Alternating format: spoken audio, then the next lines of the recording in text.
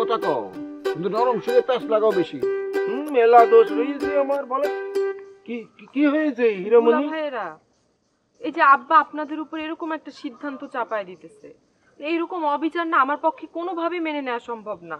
আপনারা দুজন মিলে একটু আব্বারে বোঝান না। তোমার আব্বারে বুঝানোর দরকার নাই, তোমারে বুঝাই। তুমি মন দিয়া শোনো, বিয়ার পর যদি স্বামীর ঘরে যাও কিংবা শ্বশুর বাড়ি যাও, চিন্তা করে দেখো তোমারে কতজনরে ম্যানেজ করা লাগবে।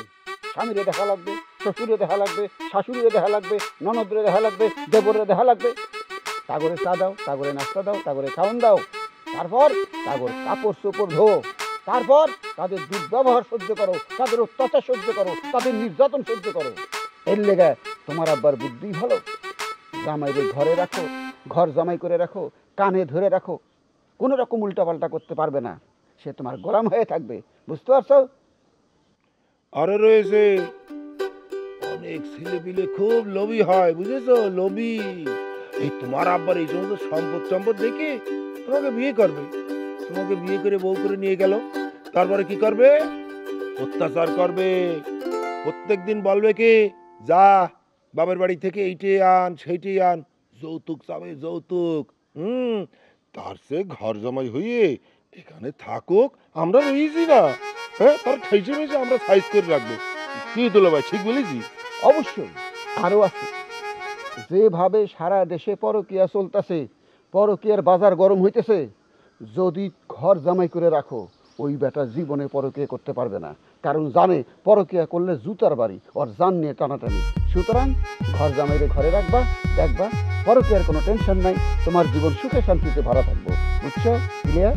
দুলা ভাই, আমি তো আমার সুবিধার চাইতে আপনাদের অসুবিধার কথা বেশি চিন্তা করতেছি। আমাদের আবার কি অসুবিধা? আমরা দুই ভাইরা ভাই সুন্দর মতো মিলেমিশে ঘর জামাই হয়ে বসবাস করতেছি। আমরা দুই ঘর জামাই, কোনো অশান্তি নাই। আপনারা দুই ভাইরা ভাই মিলেমিশে থাকতেছেন, কিন্তু নতুন যে দুই ঘর জামাই আসবে, তারা কি আপনাদের মতো ভদ্র হবে? তাদের মনের মধ্যেও তো শয়তানি প্যাঁচ থাকতে পারে, জিলাপির প্যাঁচ থাকতে পারে পেটের মধ্যে।